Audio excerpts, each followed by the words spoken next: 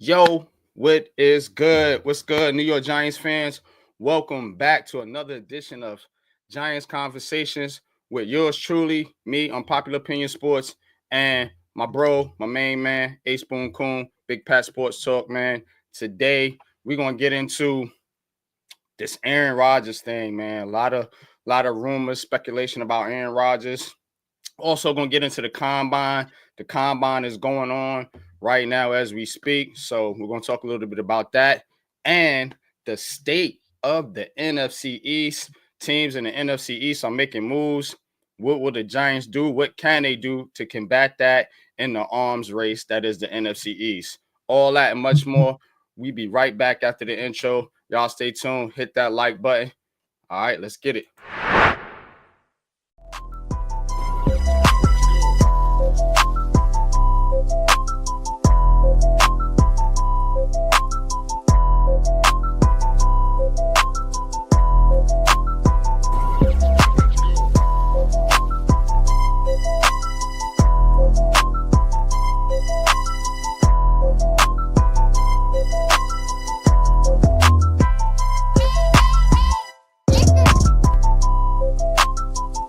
Welcome to Giants CONVO. All right, man. Appreciate y'all tapping in, man. We're gonna play a little bit of tunes for y'all, man. I'm in a musical mode right now, so y'all kick back, relax, man. Man, you gotta get your mind right, man. Talking about this team, man. I'm not gonna hold you. I mean, it's been rough, but appreciate y'all, man. Let me tap into the chat like I always like to do. Got bro Mets in the building. What's good, Mets? Salute to you, Mets. I know you was happy calling that wrestling last night. John Cena finally turned heel. Yeah, him on the Rock. So shout out to the WWE, man, wrestling fans out there, man. My main man, Kev, man, what's good, man?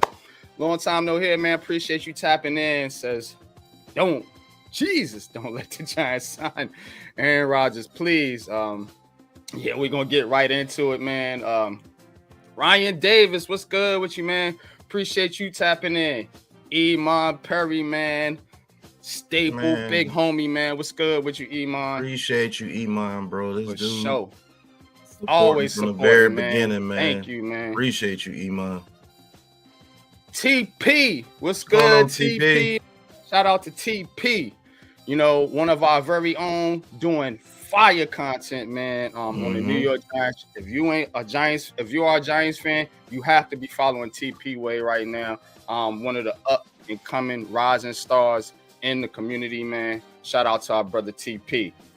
Ghost Dog, what's good, man? Salute, man. Another one of our loyal supporters, man. Ghost Dog, you already know what it is, man. Enough said. I hope you can come back next year in fantasy, man, because I know it was a rough year for your Ghost, man. So Ghost is really a true member of the Aboriginal Sports Network, man. Shout out to Ghost Dog, man. And shout out to everybody else, man, who's watching but not commenting, man. We appreciate your support as well. All right, Pat. The news. The Giants apparently are now in pursuit of Aaron Rodgers after the Matthew Stafford situation fell through. Of course, the Rams restructuring Stafford's contract, keeping Stafford in Los Angeles for the foreseeable future, leaving the Giants and some of their fans, you know, up in arms like, what now? What do we do now? Now, the news is they're turning to Aaron Rodgers. Of course, Aaron Rodgers, we know, last year with the Jets, did not look himself at all, was not the same player. I don't look at stats, you know, Pat doesn't either, so I'm not worried about the stats. Aaron Rodgers did not look good. I don't think he's a very good quarterback. And then on top of that, you have the drama and everything that comes with Aaron Rodgers. Reportedly, he wants to bring his boys with him, including Devontae Adams. So, as per usual. Yeah, it's the usual with Mr. Aaron. But I mean, if you're a Giants fan, honestly, do you want to deal with this? Do you want Aaron Rodgers in New York as your starting quarterback, franchise quarterback? Because I'm guessing that, you know, they might still try to go to get a quarterback, but, you know, rumors are that the quarterback class just ain't that good, you know. So they got to go get a 40-year-old quarterback literally on his last leg. Yes. Yeah. So, Pat, man, what do you think about all this Aaron Rodgers stuff going on here, man, with the New York Giants? All these rumors and talk about Rodgers to the Giants. First and foremost, man, I just think that it's just rumors. You know, to keep the masses interested, man. They got to create storylines. You know, that's another subject for another day. You go to the Patreon to get that talk. Yeah. But it's really about these fans wanting to rebel against the idea of having a Shedeur Sanders here with the New York Giants. I'm not sure if they're as afraid of Cam Ward as they are Shedeur Sanders, for reasons why, you know, first and foremost, Shedeur Sanders, he said it himself: if you're not trying to plan to change the culture of your team, don't draft me. And this goes to, you know, some of the hypocritical things about this Giants fan base. You cry for change so much for over the past 6 years. Anything's better than what Daniel Jones. We need a culture change. We're not winning.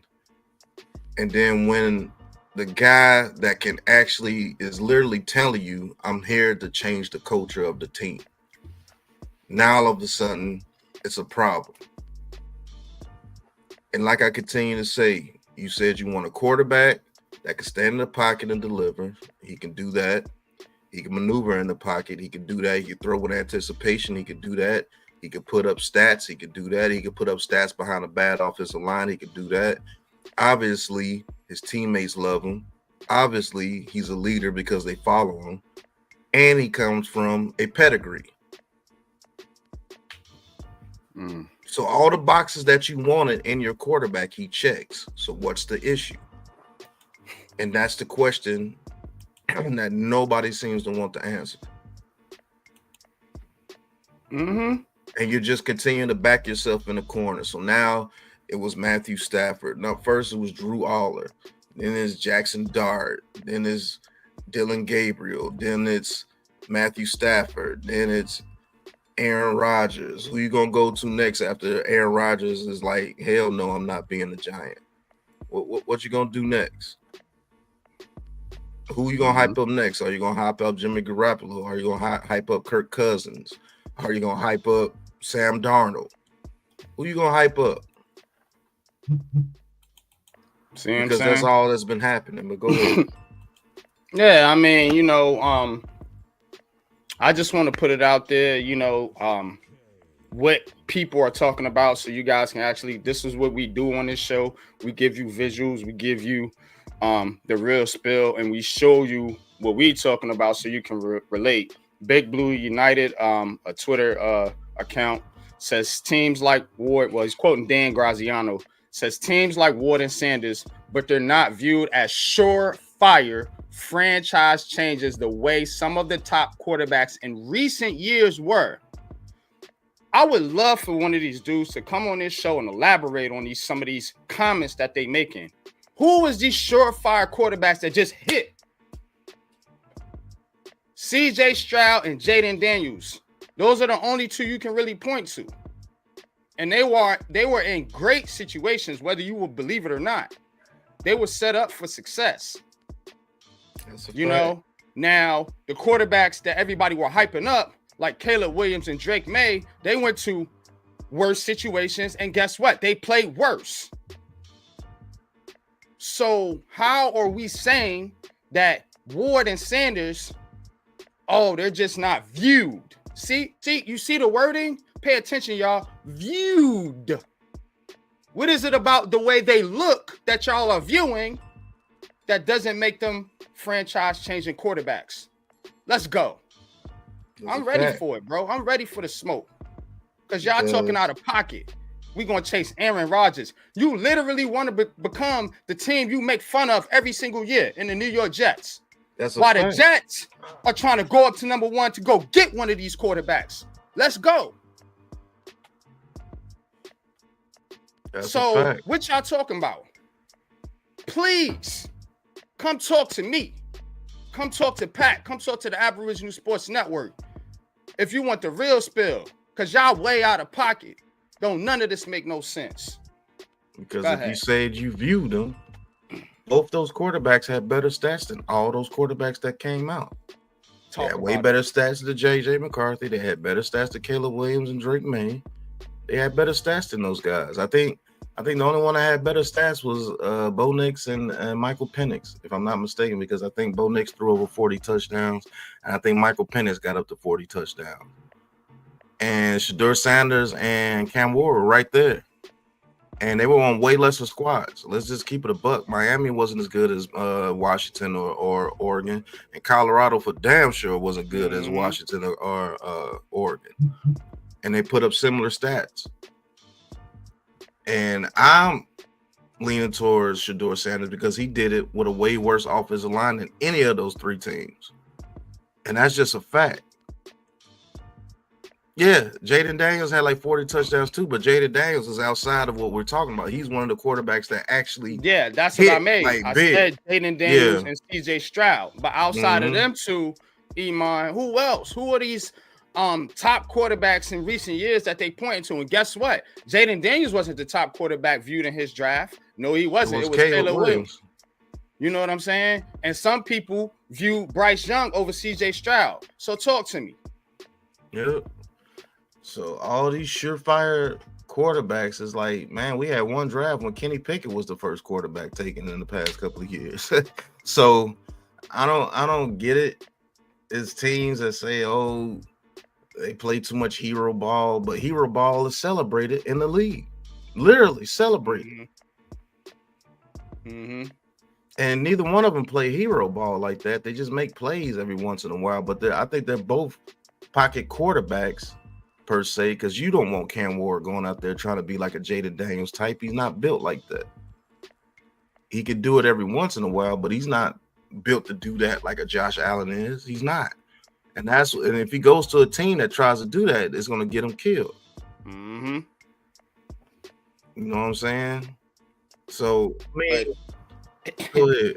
Nah, man, but let's get back to Aaron Rodgers for a minute, man, because now what we're talking about is, according to reports, the Giants want somebody, a veteran presence, and they want to draft a quarterback. That is what I believe it was Jordan Renan put out there. That's what the Giants are looking to do. So, but here's the thing.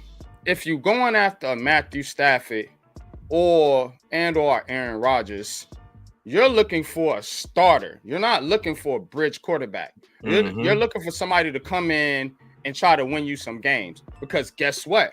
They're on what? The hot seats.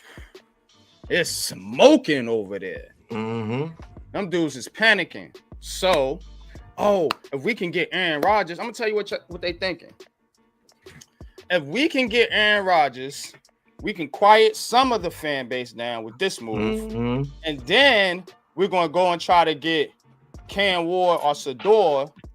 And if we can't get one of them, we'll take a quarterback in the second round and hype them up to be the next savior after Aaron Rodgers is done. Yep. Or it would have been Matthew Stafford in the other case. That's what they're trying to do. They're trying to sell you on one of these old ass veterans to come in and win them some games next year. This ain't about the future. You know what I'm saying? They playing for the now because they have to. Yep. You know what I'm saying? But they trying to trick you like they looking towards the future. That's why none of this is not adding up right. Because you can't play both hands. See what I'm exactly saying? what You're either they're all doing. in or you not. Yeah, all this is man, is to buy them that last year of their contract. Mm-hmm. That's it. Because if they go in and they lose with a major veteran, they can still say, okay, now that we got that 1 year underneath the quarterback that we drafted, built, now we can use that quarterback, and now we finally get to use our quarterback. That's basically what it is. Mm-hmm. So trying to buy another year because they couldn't do it with Daniel Jones because it was too much noise and rah, rah, rah, rah, rah. They had to get him out of here. And you're correct, Iman. They backed themselves into this corner. Facts. If I was John Mara, I would literally say, go get your quarterback this year, and you better win some games with that quarterback. I'm not doing this 42-year-old man coming over here, and then he bombs out, and then you waste another. No, go out there, you told me I need to get my quarterback, and once I get my quarterback, we will be good. So show me, go get your quarterback and show me we can be in the playoff race towards the end of the year. I'm not saying you got to go win the Super Bowl. I'm saying make me relevant with your quarterback. Show me that I can compete in the NFC East with your quarterback. You could go 2-4 in the NFC East, but if all those games are close, and then we're showing that we can actually beat those dudes who just came to little things here or there, the reason why we lost, that would actually be good with me because you're working with a rookie quarterback. But you go out there and you go 0-6 in your division again, and you getting blown out each game, you're getting the hell out of my building. I'm telling you, bro. You can build a defense. Show me you can build a defense. Show me that you can be a competent offense and score 22 points to 24 points a game with your quarterback. I don't want no Matthew Stafford, and I got to give up draft picks and an extra contract. Aaron Rodgers is not coming to the damn Giants for no veteran freaking minimum. Come on, man. Come on. Aaron, and what are these quarterbacks thinking? How do they view you? See, everybody want to look at one side of things. Oh, the Giants should just, pick this guy and pick this guy like the player wants to play for the Giants. Now, Aaron Rodgers, he don't care because guess what? He on his last leg. He trying to get another paycheck. You know what I'm saying? And the way he can get another paycheck is by, getting a sucker team like the Giants to sign him for big money, bring all his boys over there, and, win you 7 games, and then you're the Jets, literally, sitting there wondering what to do. What do we do? You know what I'm saying? Because guess what? The Jets, they in the same spot as you. You see what I'm saying? Alex Wilson, from Fireside Giants, quotes Dan Graziano: the Giants and Jets are both interested in moving up to first overall per Dan Graziano. Giants had the better spot, as they can still get for the Titans, as they can still get Hunter or Carter. Unsure what the haul would look like, but definitely interested in going up to get Cam Ward. Well, how are you so sure it's for Cam Ward? But anyway, they just always just make the assumption of what they're going to do. But somebody with my name said the same thing. The Pats always on it, man. You know what I'm saying? But again, the Jets and Giants are interested in moving up to first overall. So while y'all are out here trying to curb Cam Ward, curb Shedeur Sanders, and on top of it, take the Jets bum that they want to get out of town so freaking fast. Right. They about to get up and take your quarterback that you want because you slow. You're slow. The Jets, y'all are literally swapping spots. The Jets are doing Giants-like moves, playing it smart, and y'all want to become the Jets. Let's take Aaron Rodgers and draft Jackson Dart in the second round. And we'll just go up and get Arch Manning next year. Yeah, that's the plan. Yeah, let's go, G-Man. That, you know how crazy that sound from last year? Everybody telling me, Pat, and everybody on the network, oh, we got to sell our soul for a quarterback. Trade Dexter Lawrence. And literally, this is what they were saying. I'm not making this up, y'all. I promise you. Trade Dexter Lawrence. Trade Andrew Thomas. Go get Drake May. Rah, let's go. But now, we can't afford to trade any picks. Let's go get Aaron Rodgers, who everybody made fun of for the Jets signing him. Now you Giants fans want to go get Aaron Rodgers like some suckers. Talk to me. I'm ready for the smoke. Bring it. Telling you, because it's silly. And I'm gonna call you out on it. I'm gonna call all y'all out on it. It's silly. You are literally going into the Jet Stadium and grabbing their garbage while they get ready to take something that should be right there for you. If you continue your ways, if they are literally trying to chase after Aaron Rodgers, which I don't believe so, it doesn't make any sense for Aaron Rodgers or the Giants. It doesn't make any sense. Because everything was based off of you getting your quarterback, not another veteran quarterback, and not another. It was based on you drafting your quarterback, bringing them over here, coaching them up, and winning games because you're the quarterback whisperer. That's exactly what everything was based off of. It's not based on getting a 42-year-old quarterback coming off a bad season with the Jets, even though he played a little bit better down the stretch. I'll give him that, but dude coming off Achilles, dude looks like he's limping every time he runs now, crawling on the ground like a video game character every other game. Like, come on, man. And then, you know what Aaron Rodgers comes with. Yeah, I'm going to bring my boys over here, too. So you're going to bring over Randall Cobb, Devontae Adams, all these dudes. Come on, man. They go get the Commanders go get Deebo Samuel. And what if the Eagles get freaking Myles Garrett? Oh, yeah, we got Aaron Rodgers. We got Aaron Rodgers. A dude that can't move against these monstrous defenses over here in the NFC East. Like, come on, bro. Like, stop it, bro. Y'all playing yourself. For real. Y'all playing What about the development of your receivers? Aaron Rodgers over there so bad, they almost had Garrett Wilson asking him to get out the building. You want to do the same thing with Malik Neighbors?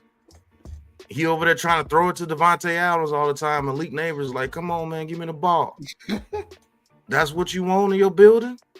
Anything but what's supposed to happen. Anything but the culture change, because you cry and say you won't change all the time. It looks like you just want the same old damn thing. And then real Giants fans are getting tired of it. Coach says if bringing in Aaron Rodgers helps get Shane and the bum out of here, bring in Rodgers and clean effing house. I don't think it's gonna. I don't think Shane and Dable are the bum. I don't think it matters what quarterback is here. It's put up or shut up for them. So whether it's Aaron Rodgers, Matthew Stafford, Cam Ward, Shedeur Sanders, if they don't win games next year, they're out of here. Point blank, period. So you gotta get them out of here. That's why this is so crazy, because they're telling you what they want to do. They trying to get Aaron Rodgers in here because they feel like Aaron Rodgers could probably win them 7 to 8 games, maybe. That's what they're telling you. I think it's bullshit, but that's what the Giants are telling you. That's what they want. You know what I'm saying? But again, how can you do this when all you've said was, you know, if we get our quarterback, we can win games? You chasing Aaron Rodgers. Now, how does that look on the field? Let's talk about that. The dude can't move like that no more.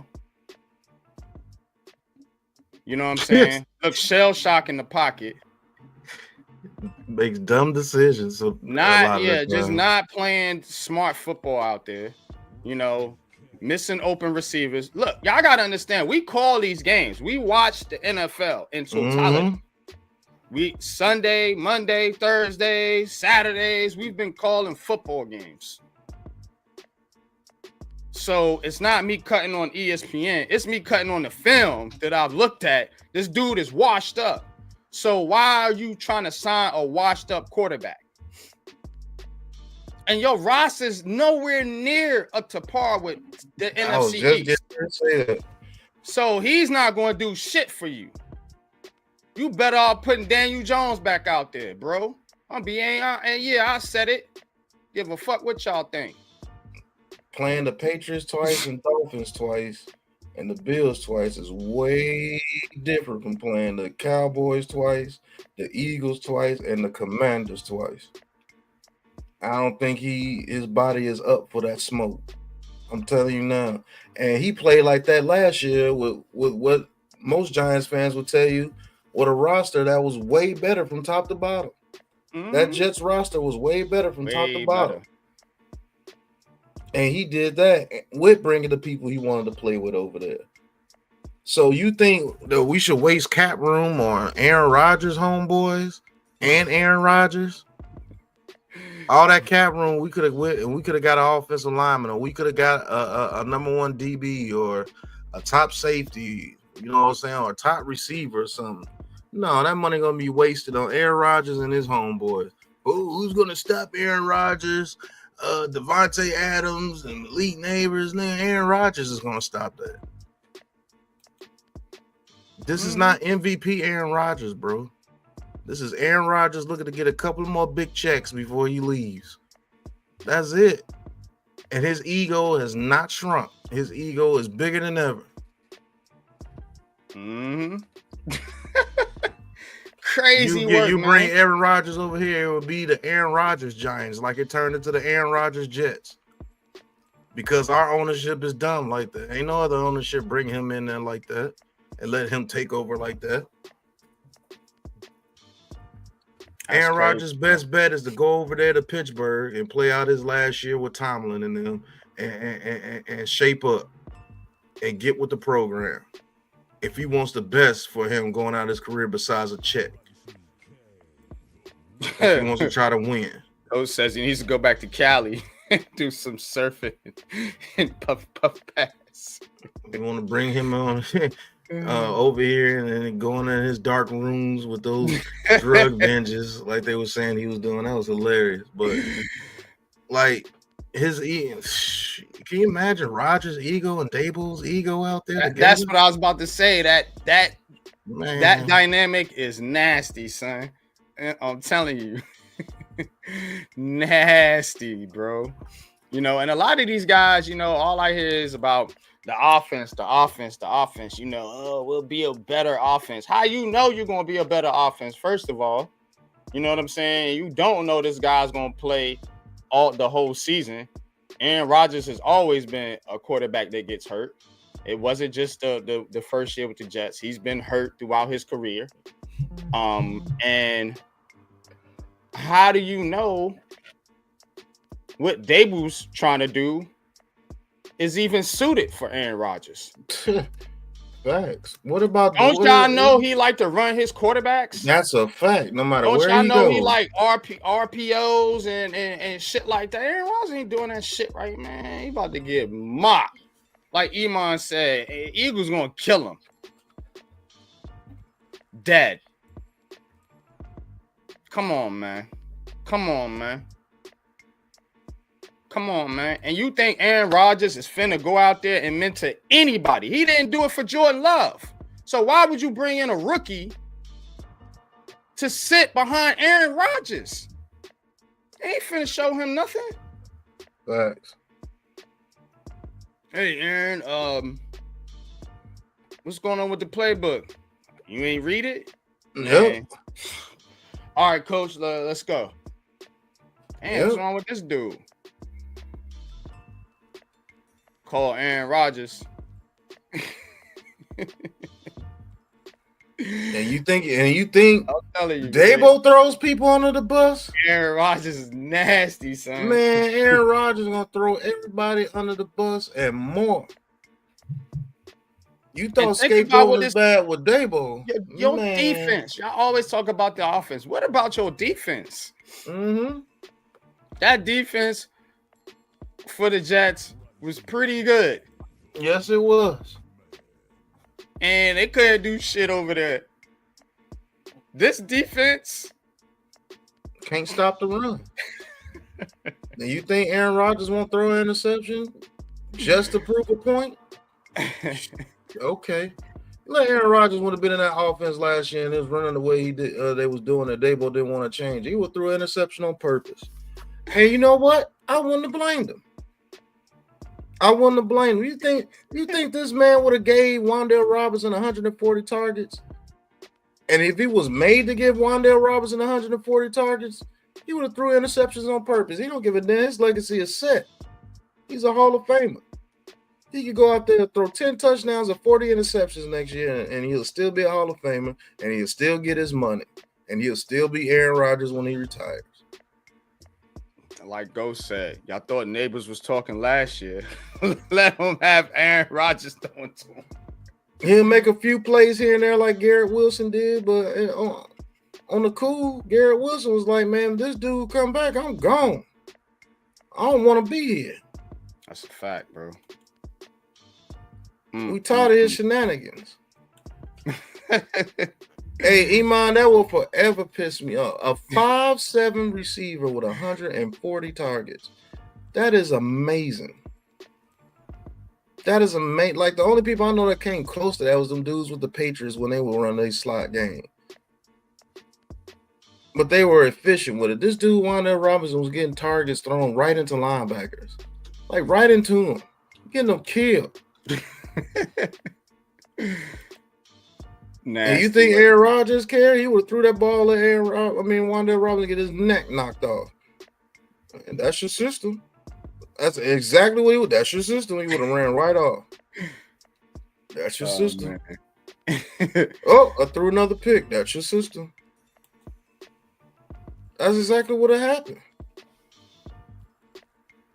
And this is what you want to bring to your franchise. Yeah, that is true, Coach. Coaching does matter. That is a fact. I'm not going to deny that. But you still gotta bring. You still gotta bring people here that can change the culture of your team, and not in a horrible way. Yeah, he'll change the culture of the team because it'll be Aaron Rodgers' team. It won't be your team. Yeah, it'll be Aaron Rodgers' culture. Yeah, y'all want that? Y'all want Aaron Rodgers' culture?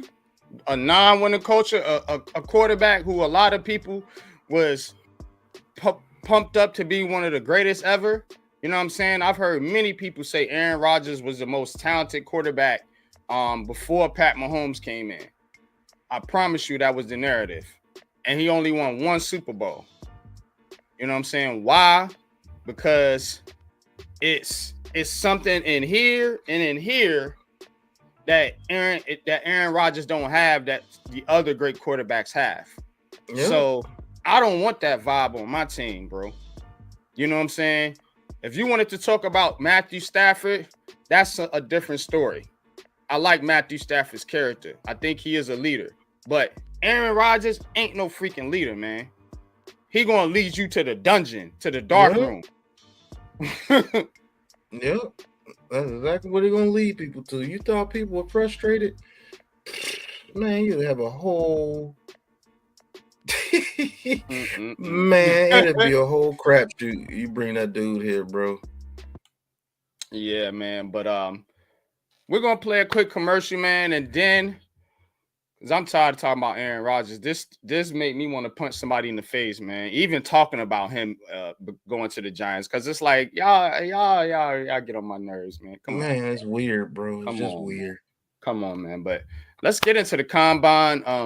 Let's do a little bit of a recap. We're gonna talk a little bit about what's going on the field right now. I got it on the screen. Well, on my screen, we can't show it obviously, but so we're gonna play a quick commercial, man. Y'all tune in, man. Shout out, man, to the 59 in the chat.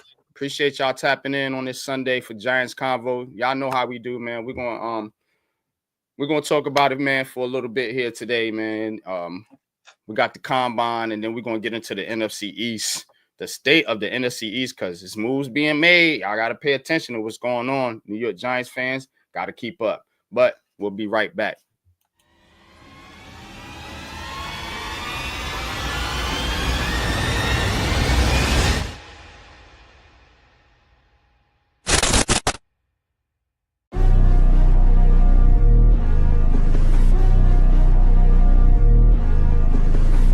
CK, the Raisin Man.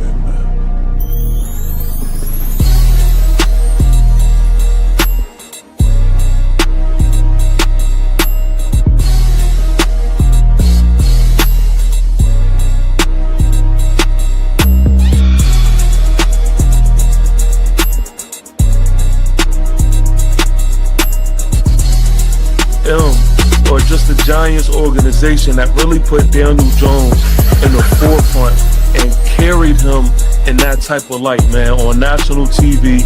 $223. The suspension also opens the door for the Texans to release Al-Shahir.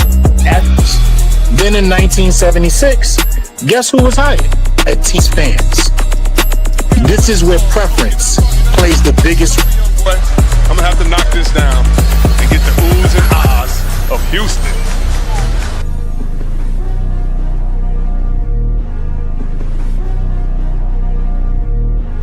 Welcome to the Aboriginal Sports Network.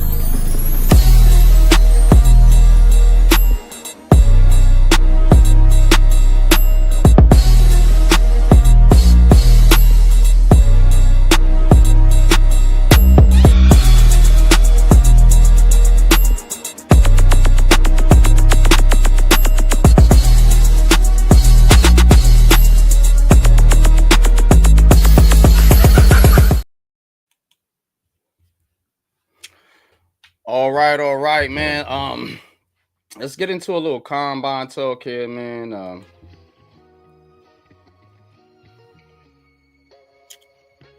And right on cue, we got the coach. Coach, what's good? What's up, y'all? How y'all doing? You know I'm loving it right now. Yeah, the sexy the fatties. sexy yeah. Pat, looking at chat. I put something in there for you. Okay. So I mean, NYG, you can look at it too. So you know, it's in the chat. So, there's one of the reasons why I'm stoked up though. Man. Yeah, we got the sexy fatties, as coach calls them, out there on the field today. So I'm gonna start with Pat, then we're gonna go to Coach. Pat, out of the offensive line group, who are some of the guys you watching as they take the field today? Ariante Irsay, Will Campbell, they both did pretty much their 40s and a 5 flat, which is absolutely crazy. I told people Irsay is that dude at offensive tackle I would take in the second round if I was a Giants GM, because it allows you to kick Illuminor inside if you want to start him at right tackle, or if you want to, have him on the bench for his first year to let him learn. He's a dude that could kick the right tackle while Illuminor kicks the left tackle. Andrew Thomas gets hurt again. And that dude will be a starter. So by his second year, he will be started at right tackle. You could kick Illuminor inside. He's definitely one of those guys I'm looking at. Tate Ratledge is our guy. Miles Frazier from LSU, I'm looking at him as well as a guy that you may be able to get in the third round. That guy from South Dakota State, he's actually making his way up into the first round. So say if he falls to us in the second round, you could get you a starting guard there. I do believe he has starting guard potential. It's a lot of guys that I'm looking at out there as far as offensive linemen. There's no way we can go through this draft and not get anybody in the trenches again. There's no way we can do that. Yes. That would be an absolute crime, and I will fire him right after the draft if he did that. Based on what you saw last year when the starter started to go down. Well, those are some of the guys I'm looking at. But Coach, as far as on the field, in some of these drills, a lot of people look at the 40 time, of course, that's the eye catcher for everybody, fans too. But you being a coach, what are some of the important metrics that you look for in a combine when it comes to offensive linemen? outside of the 40, the speed. To be honest with you, I don't even really dive too deep into the 40. I mean, it's nice to see them have straight line speed, but in the 40, I'm actually looking at the 10-yard split.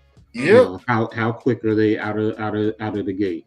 Now, in terms of the drills, I mean, when they do the little combo drop work, when they pull them, how's their footwork? How do they open up? What type of angles were they taught? Is that something that you're going to have to teach them? When you get into your camp, and how do they pick it up? So their pass sets, the angles that they the angles that they take when they drop into their pass sets. So those are some of the things that I want to look at. And then also, even in the drills, sometimes I just watch their hands. How do they place their hands? Are they open a little bit too much? Because that means I'm going to have to really work with them to bring their hands inside and not give up their chest. So those are the things that damn, that's a big dude running 5.26. Damn. Elton, yeah. Mm-hmm. Let me ask you this, Coach. What does that 10-yard split tell you about an offensive lineman? Because you say you look at the 10-yard split, and I do that for defensive and offensive linemen. Mm-hmm. But what does that 10-yard split tell you? First of all, how quick they are out of their stance and how explosive their takeoff or their get off is. I mean, that's really where you see every athlete. You want to look at their 10-yard split because it talks about the explosion. How do they explode off the line of scrimmage?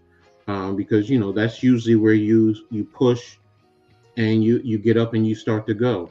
So and it starts to give you a little insight into their quickness. Are they quick? What type of quickness are they working with? So here comes Campbell again. Yeah, Will Campbell just did a 4.98, and he had a 10-yard split of 1.76. Mm-hmm. So that 10-yard split, that's actually kind of impressive for an offensive lineman, to be honest with you. That's kind of impressive for a man that big to have a 1.76. Now, what's the outstanding 10-yard split for you in an offensive lineman, Coach? Probably about 1.7. 1.72, somewhere in that range. That's what I call elite. They're really quick because that's pushing you close to some skill guys. Yeah, to be honest with you. Mm-hmm. So but 1.76, 1.74 to me is about the average. Slightly above average. Let me say there. So it's 1.78. It's about average. 1.77. So. Yeah, I accumulate the 10-yard split on if you have a pulling system like the Eagles and something like that. If you have a pulling system, like if you got pulling guards or pulling tackles, gotta have that short area quickness. Yeah, you gotta have that short area burst to get there, to get to your block or get to the second level, to get your block. Do you, as far as with the Giants, since this is Giants conversation, we'll go to this with the Giants. Do you think we need athletic linemen like that in our system as far as our run game? What do you see in our run game and what we need in the offensive lineman? And what should we be looking at these offensive linemen this past year? This past year, I'm at a disadvantage since I really didn't see, a lot of Tracy and how he worked as the season went on. But it just seems like trying to work in terms of the offensive the offensive line. I wonder if we're more getting towards a zone scheme, as opposed to a power gap type of system. Because I mean, first of all, if you look at JMS is not a big burly type of a center. So he's built on angles, quickness, and getting in the proper position in terms of leverage. So and one of the things everyone talked about coming out of college is him taking the proper angles and getting to the second level. So I mean, I was looking at what's his name, who we brought on last year, who's the left guard, John Runyon. Yeah, Runyon. Everyone said he's not great in the run game, he's better in the pass. So the zone scheme kind of helps cover that up in a sense, because you can also get help working with the double teams, getting to the working double teams to the second level. Doubles 534. Okay, 188. That's Gator. This is the guy I was talking about going the second round. Ariante Arce. His first was a 5-on-1, his second was 5-1, so that's a huge difference. I think he got a bad get off right there, and he had a 1.8 split. To be honest with you, Coach, as far as like scouting a lineman for this team, you want to know why it's so hard? Because I don't believe that they've set a specific scheme for this team of what they want to do. So that's why it's so hard to draft offensive linemen. Like, if you really want to get into it, if I'm a scout, I have to know what you want to do. You see what I'm saying? Like, I have to know, do you want a strictly 70% pass team? If so, I'm getting burly offensive linemen that are strong and can keep people out. I'm not going to get athletic offensive linemen because you're not going to be running the ball. You're not pulling anybody. You're making the team sit there and just block for the quarterback while people get open. Okay, if you want to do that, well, let me get some of the guards that have a 42, bench press and have a 1-8 split. I could draft guards like that because you're not counting on them to pull. But then you're doing whatever you want to do, whatever game. You don't have a set. You see what I'm saying? You don't have a set scheme. That's why it looks so bad. You're drafting people here, there. That's why you get a Zudus and Marcus McKeevens and Will Hernandez's, because you don't know what scheme you're really setting this team up to be. Who are we? You know what I'm saying? That's why it's hard to scout like DBs to come. Who are we? One year you're zone, next year you're a blitz man, next year you're 2-man. Like, that's why it's so hard. You Eagles, they know what they want to do. They draft people for what they want to do, and they're gonna go with it. Commanders knew what they wanted to do, knew how they wanted to do it. They drafted people to do it. They brought the free agents over there to do what they needed to do, and it worked. Now, is your plan always going to work all the time? No, but at least have a plan. But that's the problem. Like I said, prior to that, we had Saquon, so you may question, with his ability to always jump around in the backfield, but to be brutally honest, and everyone kept telling me, and from the things that I saw with the Eagles knew exactly how to block for him and how to utilize his skill set. And and my brother was saying that he was like, nah, we didn't see a lot of him dancing in the backfield. He would attack the line of scrimmage and go, because the holes were there for him to attack. So, and just like you're saying, the Eagles know how they want to block, the line of scrimmage. The New York Football Giants, we haven't. It's been confusing. It's been, are you an RPO scheme type of an offense? Are you a power? What are you doing? Like you said, offensive lineman getting driven back into the backfield, causing the running back to, have to stop and avoid the defensive penetrating into the backfield.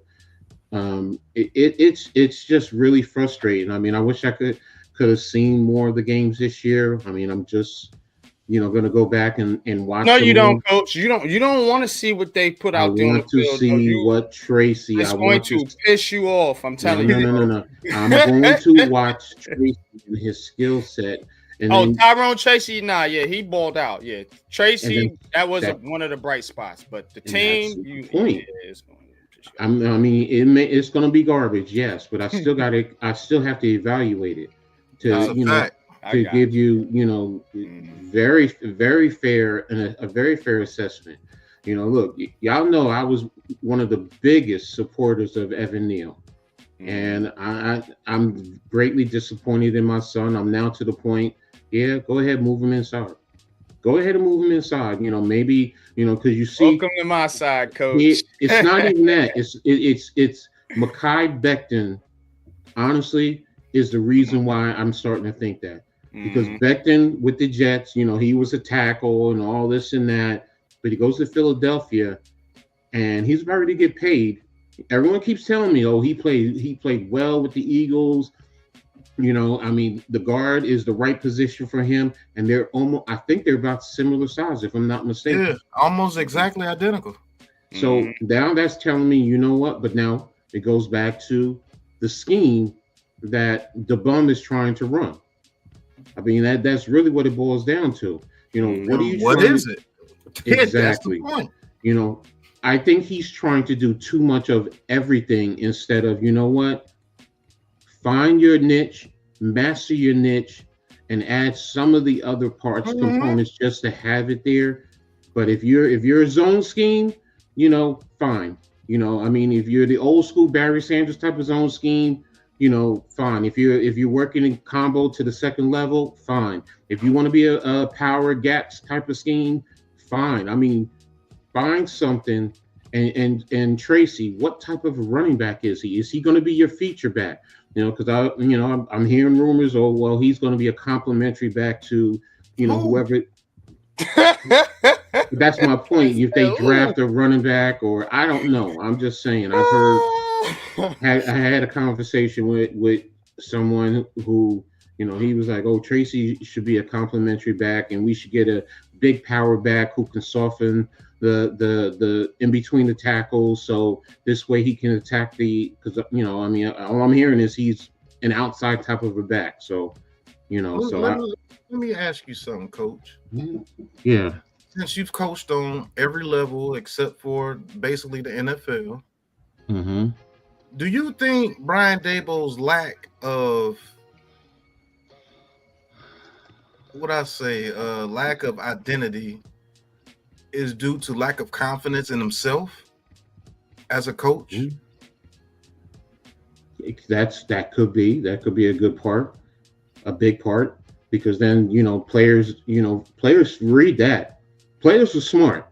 They see that. They can tell if a coach has confidence in himself and what he's doing, what he's putting on the field. So, you know what? Dexter hasn't given up on him, so I'm not going to say completely no. And didn't they just do a report that players like playing for him or something like that? Let me tell you this, man. I think the Giants, and this might be stealing my brother's stuff right here. Unpopular opinion. I think people like John Mayer and them tell these guys to say this in the media because they want to keep this charade of a culture up.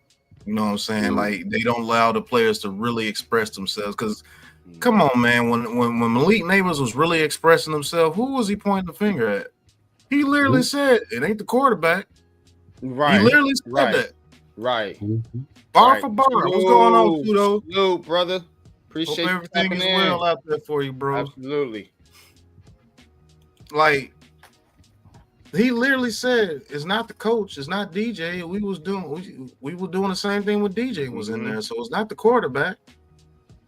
But then the next few weeks, he turns it around, and guess what? He's fed the ball. Like, they force fed on the ball at the end of the year. Let's keep it a buck. They did not force feed him the ball at the end of the year. He would have never reached those rookie, accolades that he got. So to keep him quiet, okay, don't say this, Malik Neighbors, and we're just going to force you the ball the rest of the season.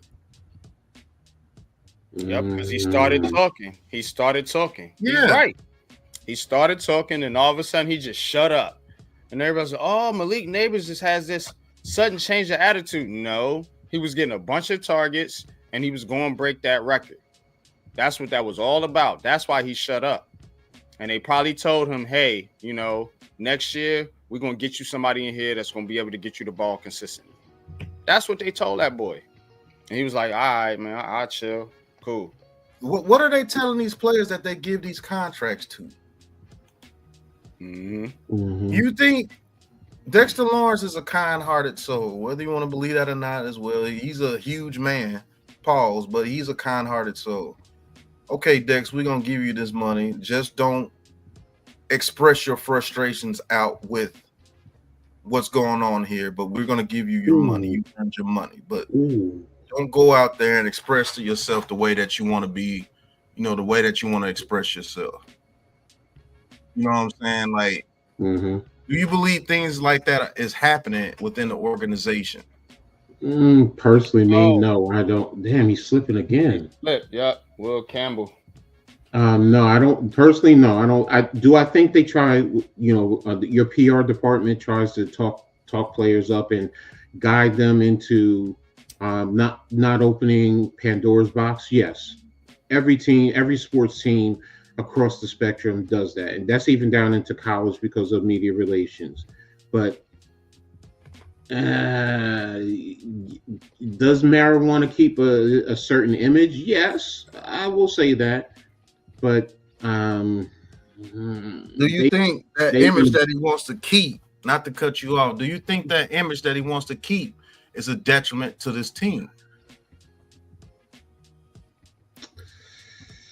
Why is it you don't take people like Micah Parsons? You don't go out there and get somebody like a Deebo Samuel or somebody like that. You get rid of Odell Beckham. You know what I'm saying?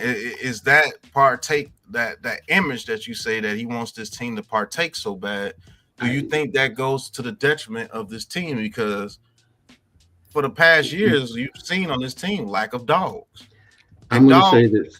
They come with that. Go ahead, Coach. I'm going to say this, Pat. All right, because now we're getting into cross cultures, and you're talking about someone who's in a sense part of the good old boy network, and you're talking about guys who grow up in a lot of urban areas, and you're used to an outgoing personality, and a lot of those good old boy networks, to be brutally honest, they're not used to that and they don't like that, and it makes them feel uneasy. So to your point, yes, he probably wants to tone down a little bit without completely eliminated, because remember, you had LT here. LT was a big personality. Michael Strahan, big personality. Even OC to a certain extent, big personality. But they kind of toned it down a little bit, as opposed to Odell, who was out there. He was out there, and that's fair to say. And Mara is not used to something like that within his organization per se. Do you want to keep it toned down? Yeah, okay. I see where you're going, and but that's also business. A lot of businesses are like that. So you're talking about the cross cultures with that type of network versus how a lot of us grew up in the hoods, in urban areas, and we're used to outgoing personalities and keeping it real and speaking your mind and not being afraid to speak your mind. But sometimes it's also how you speak your mind. You can speak your mind, but get your point out there. But sometimes you don't want to open up the doors to the point where, let's be real, it's about keeping those people coming back, paying them that money to buy the tickets. We can talk about the Giants and how bad they are, but we sell out every game. True. Now, people may end up selling their tickets later in the season, but they sell out every game, and that's what Mara wants to do. And I mean, I get where you're going, and I can't completely shut it down. It's just, do I think he wants to tone it down? Yes, I think he does want to tone it down. Go ahead. My whole ordeal with it, Coach, money is going to be made. You're the New York Giants. Money's going to be made regardless. Let's just keep that a buck. You're in the biggest market out there. You're going to make money. It's really not about a money thing with me. It's the mystique of the New York Giants. You're starting to lose it now. You see what I'm saying? You're starting to lose that New York Giants flavor when it comes to it, because the Eagles are ascending. They get another Super Bowl. They're right there behind you. Pretty soon, you won't be able to hold that over the Eagles' head. They've been to 3 of the last 7 Super Bowls and won 2 of them. So that's getting ready to go away here soon if you don't do something. What I'm going to is, Coach, it's not about the money. It's about, and I know you're not saying it's about the money. I know what you're talking about. But to the fans' eyes, that's not looking into it deeper. It's about what you're going against in your division. The Eagles ain't worried about no old personality issues. The Cowboys ain't worried about it. Mm-hmm. Commanders ain't worried about it. And guess what? Who was the two teams in the NFC East Championship? The Commanders and the Eagles. Mm-hmm. We whoop ass over here in the NFC East. The only one that ain't trying to do it is the Giants. You're not going to go out there with choir boys and beat the Eagles. I'm sorry, A.J. Brown, they're going to punk you every time. Like you were saying 2 years ago. Mm-hmm. They made us their bitch. Yes. Basically, Commanders did it all last season. The Cowboys been doing it every season for a long, long time. Everybody over the NFC East, we are the little boys. I promise you, we are. We are the little giants to everybody in the NFC East. You're going to start having to get some players that can come out there and want to punch somebody in the mouth. You're going to have to. To that regard, Pat, then, because I understand what you're saying about Mara, which goes back to what I was saying, the good old boy network. The good old boy network is that old school network where, you know, they like things to be under their control completely. People can talk about Jerry Jones for everything, and yeah, he controls the narrative, but he also lets players speak their minds and be who they are. Where over here, it's more of the real old school, going back into let's think about it, going back to the 20s, the 30s, the 40s. You know, the Cowboys haven't been around that long in that when you compare the two organizations. So it's more a little bit more up to date, I guess, in that regard. But that old boy network is, you know, yes, you're right, Pat. The Giants are going to make money, but Myra don't want to lose millions of dollars. How can you lose millions of dollars? He will lose millions of dollars. He will.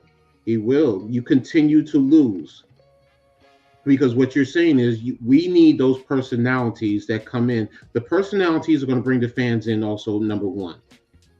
And it's also going to help sell your product and help you make money. But you keep losing. Someone just said it up there. Somebody said it up there earlier. I think they said it's about winning. No, I didn't see it here. It is about winning. You, Pat, you were alluding to it. It's about winning. And if you're not winning, and that's what I'm saying, Coach, you're not going to win doing the good old boy tactics. Yes, get this captain from Boston College and Syracuse, and they drafting dudes like AJ Brown from Ole Miss that are just absolute dogs. And every time they go out there, they looking to punk somebody, and we bring it over here. Oh yeah, Myra's not used to that. Myra is not used to that. Even with LT, it was his dad. You know, it really was his dad, and you know, his dad adjusted with the times. Mario's not used to that. He's not. You know, I mean, he wants it. You know, I'm gonna keep it a buck, Coach. Mm-hmm. It's gonna get to the point where Mara has to decide: do you want to go with what's bringing in the money now? Different type culture is bringing in the money now. A different type attitude is bringing in the money now in the NFC East. Mm-hmm. You have to go by what your division is doing. Yep. Your division has flipped. Yep. It's always been a rough rider division on the NFC East. Don't get it twisted, but now it's a different type culture behind it. You got Jalen Hurts. You got the boy from LSU, Jaden Daniels. You got Dak Prescott. You know what I'm saying? This is things that people don't want to talk about. But you're going to have to adjust. You're going to have to adjust. It is not just about getting that particular type quarterback. It's about getting with the times over in your division. It's a young man's game over there now. These boys are rough. These boys are rowdy. These boys are wit. What do they call them? YNs. You got a bunch of YNs over here in the NFC East. Let's keep it real, bro. You're going to have to get with the times. Oh, it is the turf, man. Yeah, that turf is bad out there. That turf is bad. You're going to get somebody hurt out there. But check it out, though, man. So, and I know it's a conversation that people don't want to have. But yeah, people don't want to have the conversation. But one thing I do want to point out is the Giants are looking to sell 10% of ownership. And to me, business wise, you got to think about who you selling that 10% to and what the impact of that is going to be. Now, it's not somebody that's going to come in here and just take over the team, but there's a marketing aspect to them selling the 10%. Now, pay attention to who that is. You know, is will it be somebody of color? You know, now we could start to connect the dots about maybe the culture is shifting a little bit here. Maybe the Maras and the Tishes are opening up to what Pat alluded to, the culture shift, which is the NFC East. And that's a good transition. We're going to get into the NFC East here real quick, man. But a little bit of breaking news coming out the NFL I want to get into. So give us just a second here.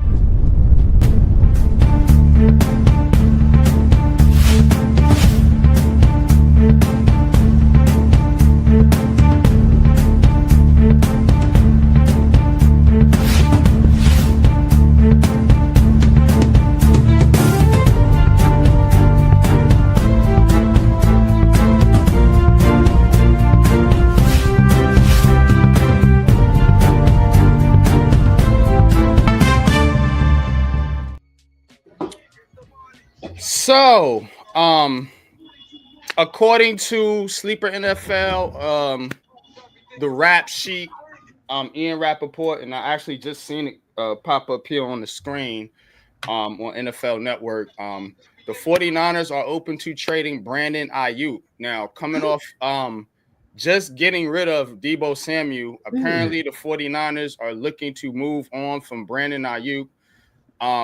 They apparently, I guess they're doing some type of rebuild or retool here. You know, as I said, they just signed Deebo Samuel to Washington. I think for a 5th round pick, which is crazy work.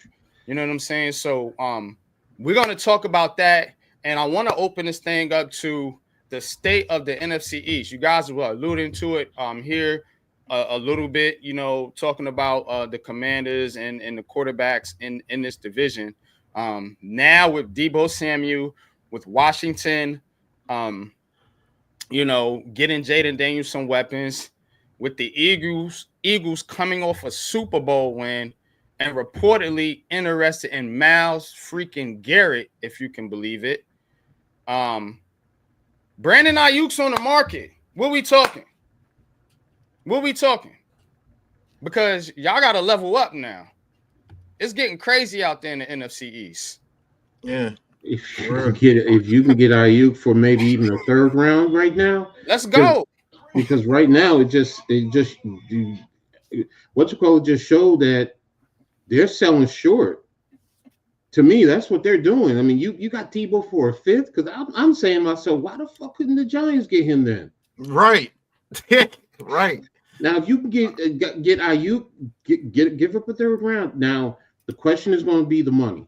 That I will say. That's what I just brought up. Yep. It's going to be about that money, because he just signed a contract last year, right? Yeah. So basically, his contract, coach. His contract is in 2025.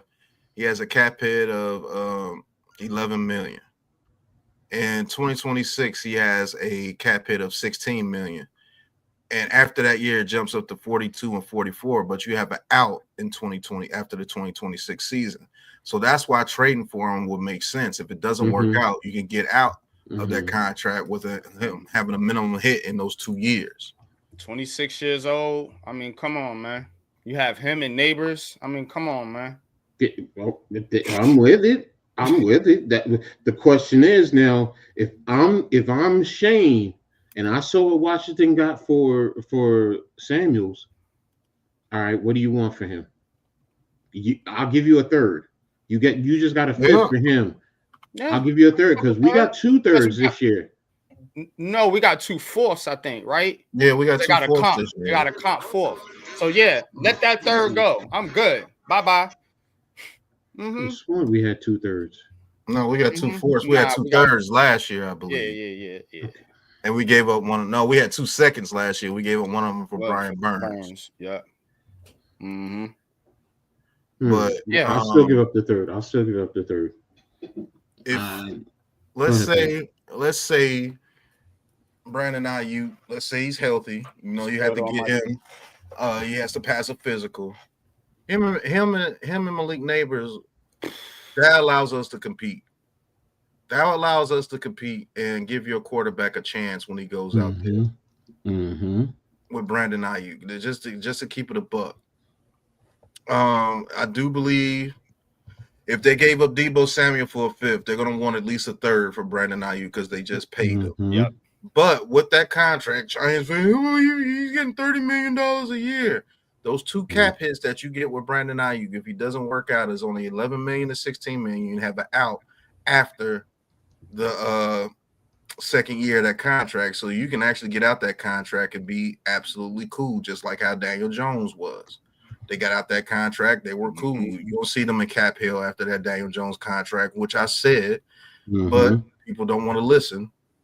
If it doesn't work out, you only have to have him there for 2025 and 2026. You have to have him there for 2 seasons. But I think he will work out.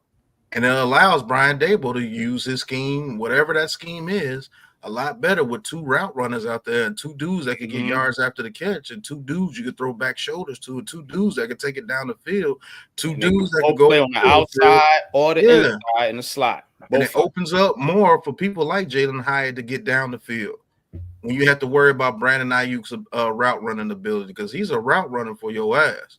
He's one of the better route runners in the NFL when he's healthy. Keep it a buck. You better go study Brandon Ayuk. So, yeah, if you could get him for a third, what receiver in the draft you're going to get better than Ayuk in the third? You know what I'm saying? Nobody. I'm telling you, man. And so it gives you more of a vision of what you're going to do with your first 2 picks. Now, if I don't have to go out there and get another receiver to pair with Malik Neighbors like that, you know what I'm saying? And he opens up the field and he can go deep. Don't get it twisted. He can go deep on you too. Yeah. You still get that Slayton deep playability with Brandon Ayuk with the route running on top of it. So, yeah, this is a move that can help them. A DK Metcalf, like somebody mentioned in the chat, he helps you. Maybe you can get him for a 4th round pick. You know what I'm saying? That was crazy. So, and that's what good organizations. You wanted to give up Deebo for a 5th round pick? Here you go. What am I gonna do with that 5th round pick? Who I'm getting a 5th round that can do what Deebo and them can do? You know what I'm saying? Like, this fan base would be stupid. They'd be like, no, I'm not giving anything up for Deebo. He's washed. A 5th round pick? You're willing to hold on to that 5th round pick, and you can get somebody like Deebo Samuel. That's why this team gets punished. You know what I'm saying? Go out there and get you a Brandon Ayuk that's not going to cost you an arm and a leg in this 2 years that'll be here. Now, after those 2 years, it goes up to 40-some million, but damn, you can restructure that contract and push it back out some more. That's what the Eagles do. That's what the Eagles do. And they're showing it works. It works. You know what I'm saying? Let me say this about the Giants. As far as them drafting and free agents and trades, what I've noticed about this regime in particular, they don't really do well. They haven't done well in the draft with the first 2. The third one looks decent, but particularly on the offensive line and at corner and wide receiver. Outside of Malik Neighbors, I'm not a Wan'Dale fan, not a Jalen Hyatt fan. They haven't really made an impact on this Giants team. The only one that's done that is Malik Neighbors, and he was a can't miss freaking prospect.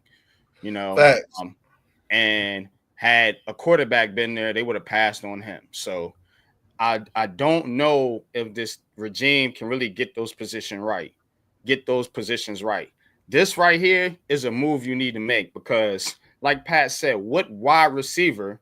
Because you're not going to take one at 3. Mhm. So what wide receiver you're going to get in the second or third round that's going to be better than Brandon Ayuk?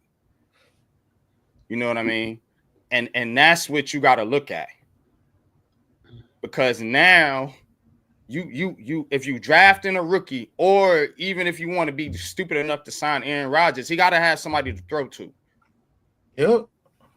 You know what I'm saying? You need another receiver. These receivers ain't cutting it. Outside of Neighbors, I'm sorry. I'm not with the Wan'Dale Robinson or Jalen Hyatt. I'm a Darius Slayton fan, but we need to upgrade. Brandon Ayuk is a clear upgrade. So now you have threats to make defenses back up a little bit. Now, baby, you can run the football a little bit. Now, maybe you can actually run the football just a little bit if you try and open up your offense for real, for real.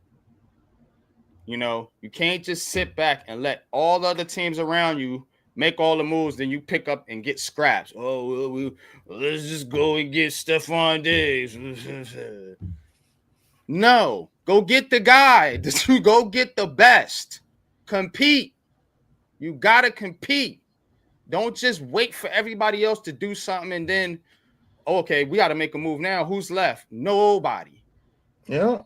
Now you get these old washed up players like a Aaron Rodgers, like a Stephon Diggs. I don't want those guys here, man. I'm sorry. Brandon Ayuk, yeah. He's 26. And he plays on a team that fits the NFC East culture. The 49ers, if they were the NFC East, would fit right in. He comes from a team that plays like that. He knows it's a no-brainer. If he's available, which would be crazy if he is available, if he is available, and they say, hey, look, you give us a third-round pick, because it's going to be a high third round. It's the first pick in the third round. So it's basically like a second-round pick almost. It's not a low third-round pick. It's the first pick in the third round. Number 65. Yeah. Yeah. It's the very first pick in the third round. So that would be the best pick in the third round that they can get. They would take that. I promise you they would. Because no team that's high up there isn't going to trade a second rounder for them. They all going to be like third or fourth round. And we have the best pick that you can get in the third round. We have the leverage in that aspect of it. Shout out to Future 26. Pretty good question for y'all if y'all want to answer that. Y'all think they will ever use Hyatt how they use Worthy in Kansas City? Now, if Kafka's calling plays, I don't know. If Brian Dable's calling plays, no. Give it a buck, what you know. Yeah, because but Brandon Ayuk, like I said, you can use him on the inside, the outside. You know, you can put him in motion out the backfield. I mean, whatever. Yeah, you know what I'm saying. And then you got the same skill set with Malik Neighbors. The same, like I'm telling you, you rivaling the Eagles with AJ Brown and Devontae Smith with this move. Now you can compete on that level just from the receiver standpoint. You still got to do a whole bunch of other stuff, but this right here, and then you get focus on other things you need to focus on. And then you give whatever quarterback you bringing in here somebody like they did in Chicago. Yeah. You know what I'm saying? They gave that boy 3 number 1 receivers. Go play football. So why wouldn't you want to do that for Cam Ward or Shedeur Sanders? Unless you want them to fail. It seems like this fan base would be cool with that. You know what I'm saying? That's something else to talk about. Unless you want them to fail. But yeah, the NFC East. Talk about the state of the NFC East, y'all. Now, we could throw the Cowboys in there. But we got Washington. We got Philly coming off the Super Bowl. and then we got the Cowboys and Giants. Now, the way I want to look at this is how does this division stack up from top to bottom, and what do you think the outlook of this division is going to look like in the next 5 years as we look towards the future? As these teams, we seeing the quarterbacks, you seeing some of the moves they could make. We talk about the cap, we talk about all these different things. Let's just center our focus on our division, on the NFC East, and talk about the future of this division. Philly just came off a Super Bowl win. Washington was in the NFC Championship game. The New York Giants missed the playoffs again. And the Dallas Cowboys missed the playoffs and are, looking to retool themselves after their $60 million quarterback got hurt last year, Dak Prescott. So how are y'all looking at this division from top to bottom right now and in the next 5 years? What does this division look like? Coach, I'm going to start with you. With the money Washington has this year, they have the opportunity to overtake the Eagles. And players are showing they want to play with Jaden Daniels. They're showing it. So the Eagles are right where they need to be. Can they continue to reload? That's going to be the question. So those two are going to be fighting for the next 5 years for the top spot. The Cowboys with a new coaching staff, it's hard to tell right now. They could be at the bottom right now with the Giants. The Giants, with this coaching staff, with this management staff, it's not looking good. I have to be honest, man. I don't have a whole lot of confidence in the general manager or the head coach in changing the culture and turning this organization around. I really don't. And I don't like normally being like this. I like trying to be optimistic, but I just don't see it. Who's going to be a quarterback right now? I mean, that's the first thing. Then it's going to be the offensive line for me. Everyone can talk about the defensive line stopping the run and that's valid. But if you have a Swiss cheese offensive line, you can't do anything on offense. So your quarterback and your offensive line are key to everything else right now. So, yeah, man, that is true. I will say this. I think if the Cowboys get back to running the football, they're gonna be all right too. Because their defense is pretty good, and it was just they couldn't really do anything as far as running the football. You know what I'm saying? So it made their offense one-dimensional, and teams capitalized on that. But with the Giants, it seems like they're just way behind the other three, and I don't know how they catch up. Pat, how can the Giants get back into being competitive in this division? Well, first and foremost, we're going to have to use our money wisely in free agency. Everybody talking about, no waste no money and everything, bro. You gotta. All the teams that have all this money every year in free agency are the teams that's getting their ass whooped. Rarely do you ever have a team like the Commanders who, in their very first year, changing around it and they have the money the next year to go and get players. Rarely do you ever have that situation. Most teams are like the Eagles. They're not going to have a bunch of cap room every year, but they find some way to sign somebody every year with no cap room, don't they? You see what I'm saying? The way that I would look at this division on how to try to be relevant in this division within the next couple of years is, first and foremost, you got to stop the Cowboys from resurging. And by doing that, you find ways to stop them from being able to run the ball again. And you start taking some of the players that they're targeting in free agency. like a Milton Williams. Take Milton Williams from the Eagles. Go out there and trade for Brandon Ayuk if you have to. If you don't, go trade for DK Metcalf. If you don't, find some way to get T. Higgins. Stephon Diggs or one of the older receivers is not going to change the way this is happening over here with the Giants. I'm just going to keep it real with you. It's just going to be another nepotism bring in with Stephon Diggs, and it's not going to work out. And then he might go out his mind and start complaining and shit and make it even worse. Go get somebody like a Brandon Ayuk. You got to compete with your division. Start poaching some of these dudes off these teams. Me and NYG has been saying this for a while. Go get you a Milton Williams. Go get you a DeMarcus Lawrence to come in there and be a third edge rusher to back up these guys. Go spend you some money. Go get a Travaris Ward, because if you think the Commanders are not going to target Travaris Ward to get that secondary back up, you watch.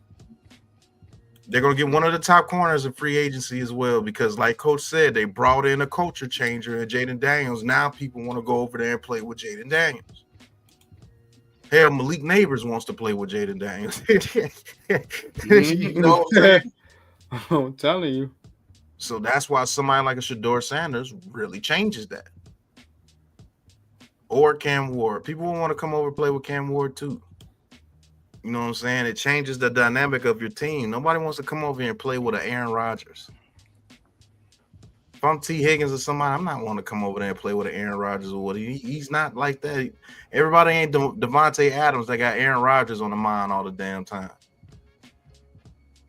If you had Aaron Rodgers on your mind, $83 million in cap room. Just want to put that out there. Who, the Commanders? Yes. Shit, it should be over 100. Well, it probably will be. But that's just the rough number on Spot Track. Me personally, I restructure Thomas, I restructure Dex, I restructure Bobby Okereke, I restructure Burns.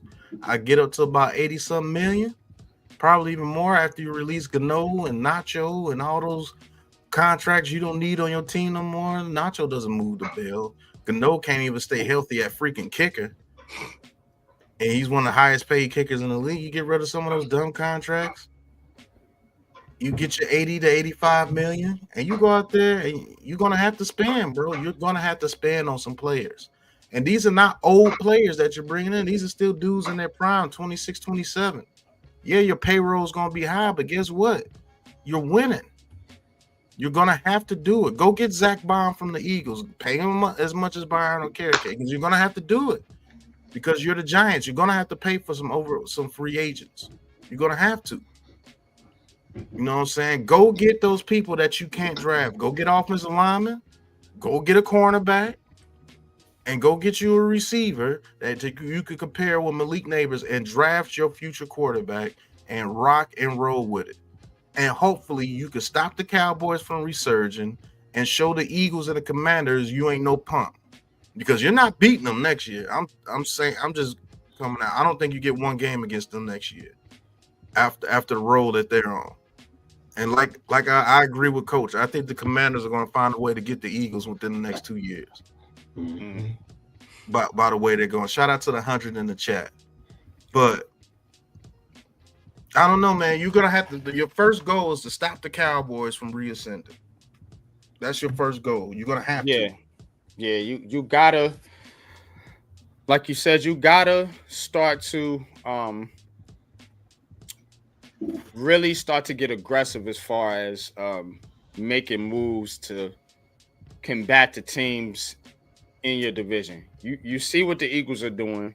You know, they went out, made a trade. You know, I mean, it's been a few years now, but they went and got A.J. Brown. You know, they drafted Devontae Smith. They set their young quarterback up for success. Took Saquon Barkley from you. Then the Commanders, they went, got Austin Eckler, got Ertz, you know, former Eagle, but got him from the Cardinals. You know, had Terry. Now this year, even though they made the championship, they just didn't sit there and, all right, we good now. Now, made one of the first moves in the NFL offseason trading for Deebo Samuel, getting aggressive. They understand what's going on.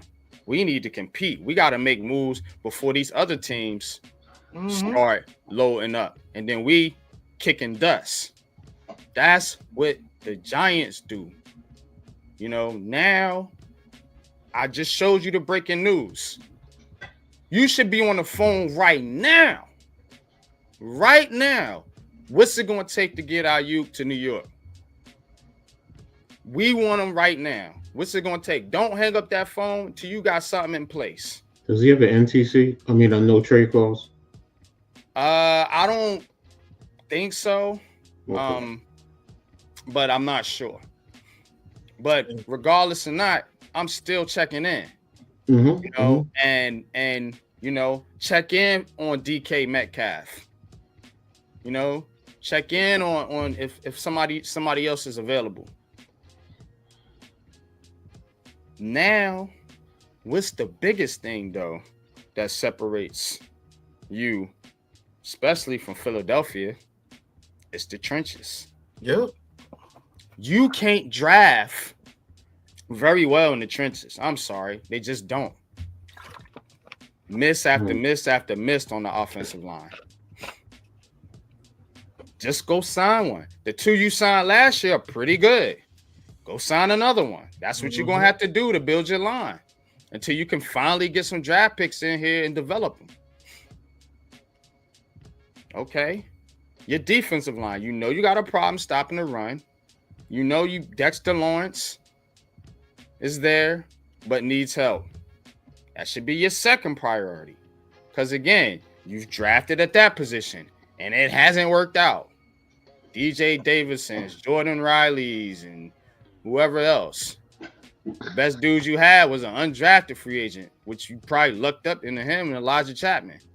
So, like, you can't draft well there either. Dexter Lawrence comes from the old regime. Yep. Brian Burns was a free agent pick, a trade pick. So you're going to have to make a move there because you don't draft well there either. Guess where else you don't draft well? At corner. Yep. So you're going to have to go out and try to sign you a corner. You know what I'm saying? You're going to have to do that. Now, at safety, I guess you could get by. You know what I mean? At edge, you got something there, but you need to add to that. Now, that you could probably go in the draft and get because you got two starters. So you can probably draft one there if you need be. But hell, I'm going to sign one there too. Just spend all the money. Because guess what? What else because you on your last leg. You on your last leg right now. And the only thing that can save you is only thing that can save them is like a 2016 season that Ben McAdoo had. Where you bought in all them free agents and it just hit for that one season. Man, that's true. And just to show you what the Giants are going through, they saying they got like $48 million, and after you do cut Graham Gano, which gives you an extra 31, and no chance will get you an extra 36. That's 6.7. So that's $55 million right there. How do you cut Daniel Bellinger and say $3 million? That's crazy. I'm actually thinking about doing that. He's gone. You don't use him. Yeah. You don't use him. Yeah, if you want to eat him to block, you get anybody to block. So you can get up to $58 million by cutting those players, and then you can restructure Okereke. You can restructure Okereke, Thomas, Lawrence, and Burns, and put some of that money back. You can have upwards of about $80 million. I don't know why you don't do that and go sign you some players. You know what I'm saying? Like you got to go sign you some players, man. because this division is killing you, bro. It's killing you. You know, and everybody's so against spending money. It's ridiculous. Go ahead, MLG. Nah, I'm just saying you gotta go get the top guys. You gotta shop at the top of the market. Joe Shane be trying to bargain hunt. He always looking for a bargain. You know what I'm saying? He like Walmart prices. Mm-hmm. You know what I'm saying? But you ain't in that position. You know what I'm saying? You got to get a quality product out there. You know what I'm saying? You can't buy from IKEA. Like you need some quality players to put out there on the field. And there's a lot out there in free agency. Just sign. Just go top of them, whatever position it is, because you need it all. Pretty much. There's no position that's solidified on this team. Look at this. The top 20 free agents. How many are coming from the NFC East? All right, let's just look. You got one with Milton Williams. Sign him. Two with Sign him too.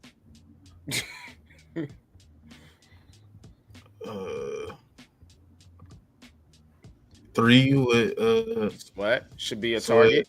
Yep.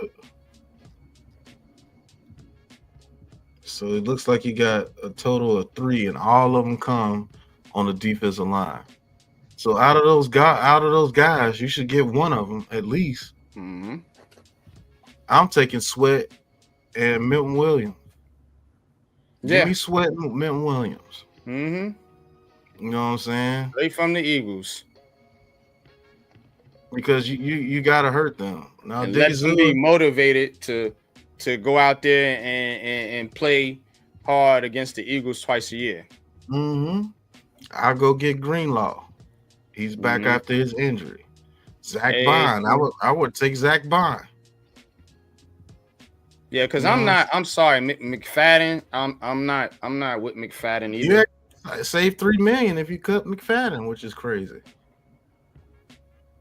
However that contract was structured.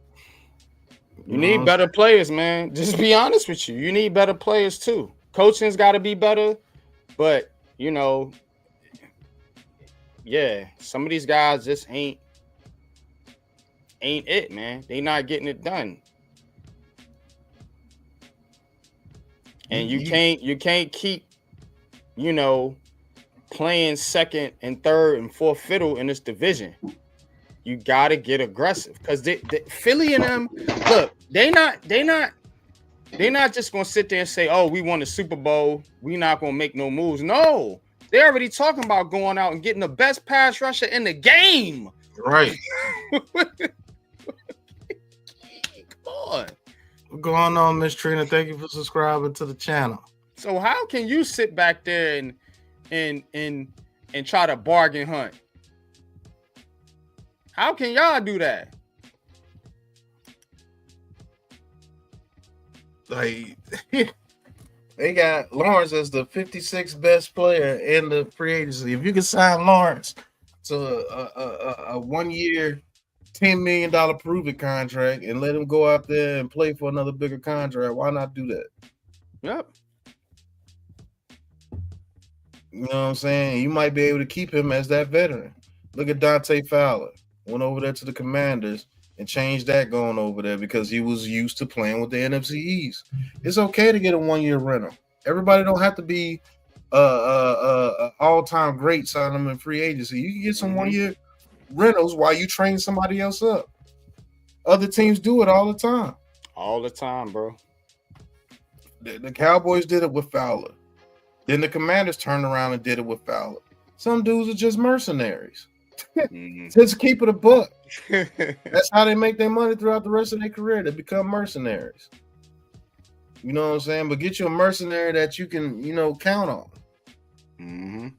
You know what I'm saying? A Justin Simmons. I would go get that and let him be that roamer that he can and let Newman develop.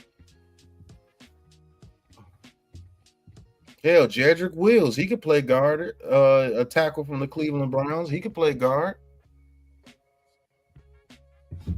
It's a lot of free agents out there, but you got to shop, like I said, at the top of the market first. At the key positions of need: offensive line, defensive line, corner. Those are three I'm going right now. You also need or could trade for a wide receiver, because guess what? You're not going to get a player in the draft that's going to make a real impact like Malik Neighbors did last year. That's a so fact. You might as well go and try to trade for one of those dudes, unless you can get T. Higgins and give him a bag. But if I can't get T. Higgins, I'm going to try to get Brandon Ayuk or DK Metcalf. Deebo Samuel's off the market. I would have took him too to replace Wan'Dale Robinson, but it's not going to happen. So you can still get Ayuk, which is the better one of those two anyway. So you win it if you get him, or DK Metcalf. You know what I'm saying? And you pair him with Malik Neighbors and take some attention off Neighbors. Because guess what? They're going to be laser focused on Malik this year. If you don't get somebody else on the outside that can take some attention away from Malik. You know, Wan'Dale Robinson and Jalen Hyatt clearly aren't going to do that. You know what I mean? And neither is Slayton. So you got to upgrade. And that needs to be the plan. You know, but we'll see. We'll see. There's a lot of rumors. There's a lot of noise out there. A lot of it's silly, you know, but the real deal is the Giants need to make some move this offseason to catch up with the NFC East, because the NFC East has been kicking your ass for some years now. I don't even know when the last time the Giants had a winning record in the NFC East. Somebody could tell me in the chat, please do, because I can't even remember off the top of my head. I can't remember the last time they've been 500. You know what I'm saying? But it's been that bad. So start in your division. We've been saying this for years now. Damn near every offseason. I come on this show. I love doing this show for y'all too. Shout out to the 100 in the chat. Appreciate y'all. We about to wrap it up, but we've been saying it on this show. Compete in your division. Start there, because that's the easiest path to the playoffs. You know, the Giants and the Eagles got to beat up on Dallas, and especially the Giants this year made it easier for them to get in the playoffs. It just did. You know, if you can go 4-2, 5-1 in your division every year, you're going to be a playoff team 9 out of 10 times, unless you just absolutely go over against everybody else pretty much. You know what I'm saying? It's hard to do. So start there, combat what your division is doing. You see they trying to run the football. You got to get some players in here to stop the run. And they got dominant pass rushes. The way to combat a pass rush is to run the football against them. So those need to be the focuses. It sounds like a broken record, but all the focus on the quarterback, you need to focus on the offensive and defensive lines, because whoever you get at quarterback will not survive next year if you run this back with this same team the way it looks now. But last thoughts, Pat, start with you, then we're going to go to Coach. Coach back off the II. Let's go, Coach. Good to see Coach off the IR, man, a little bit. He's coming back slowly but surely. We got him on pitch count, or got him on regulated minutes, however you want to call it. Regulated minutes. But this Giants team, man, you're gonna have to see what they do in this free agency, man. And it's not just Daboll and Shane running out of time. This Giants team is running out of time, man. Because the Commanders are not playing with you, the Eagles are not playing with you, and Dallas for sure is not finna be playing with you. Dallas, you might get Dallas down in a year or two, but they always find a way to get back up there. and be one of those teams that you're talking about. So you're literally looking at a division where there could be 3 players and you are the butt of the division. And they just kick your ass every single week. That's what you're looking at. So you better go out there in free agency and do your thing. Everybody, they want all these players, but they don't want to spend no money to get them. They think they could just draft somebody and they're just going to be 99s from round 1 to 7. It don't work like that. Mm-hmm. Especially in the culture, the way this culture is being built. There's a losing culture in that building. There's a losing cloud in that building. And the only way you can fight that is to have a coach that knows how to lead men and bring players that has an attitude of going out there that we don't want to be punked. You have that attitude, you'll compete with a lot of teams in the NFL. You might not be the most talented, and you might not be nowhere near as talented as them. But if you go on to show that you ain't no punk and you're going to throw your punches, sometimes you connect, and you might get a good connection. You might not actually knock that big son of a gun out. You never know. But the Giants are looking like they can literally be at the bottom of this division and just getting their ass whooped every week. That's what it's looking like. I promise you. Go ahead, Coach. Last thoughts, man, so we get on up out of here. I mean, you guys covered it, pretty much everything. Gotta focus on your division. You gotta get some talent in here, and you gotta develop them. You know, you can't just think that you're going to come in and kick ass right off the bat. And that's either rookies or veterans. You got to be coaches. You're a coach for a reason. You have to be a leader of men. You have to understand the personalities that you're coaching and know how to effectively connect with them so that way they can go out and produce. So it's an uphill battle, and I guess I'm just going to have to take a wait-and-see approach to see if the bum can get his crap together. Yeah, man. Definitely going to have to wait and see. Free agency is right around the corner. I think in 8-9 days or something like that. So yeah, it starts here pretty soon after the combine. Mm-hmm. Like so a week or two after the combine. Mm-hmm. So we're gonna be right back here with New York Giants conversation next week and the week after, covering all things in free agency. It's gonna be fun. It's gonna be real interesting. I ain't gonna hold you, cause this Giants team, they got some catching up to do, man. Yes, they it's do. getting nasty in the NFC East right now. So, but man, shout out to everybody that joined us today in the chat. Appreciate each and every one of y'all, man. This has been fun. You know, another edition of New York Giants Conversation. We will be coming to you again next week, like I said, with the free agency preview, and then the wrap-up show the following week. And that's going to be it, man, for this show. Y'all stay tuned to the Aboriginal Sports Network for much more content. So many great content creators over here. You got to stay tuned. You got to keep it locked right here. So please hit that like button. Hit that subscribe button. You don't want to miss these dope shows with this dope music, this dope vibe, and these dope brothers up here spitting some real content, man. But till next time, y'all, we're going to be up out of here, man. Y'all already know what it is. Deuces. Peace.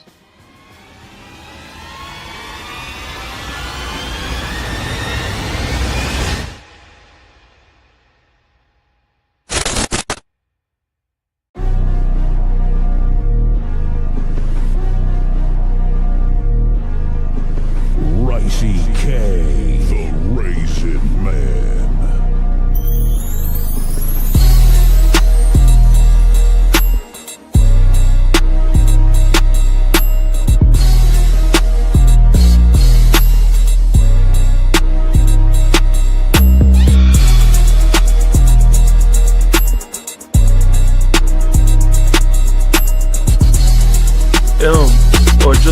Giants organization that really put Daniel Jones in the forefront and carried him in that type of light, man, on national TV.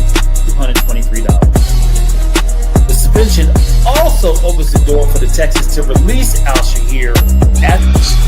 Then in 1976, guess who was hired? Chiefs fans. This is where preference plays the biggest. But I'm gonna have to knock this down and get the oohs and ahs of Houston.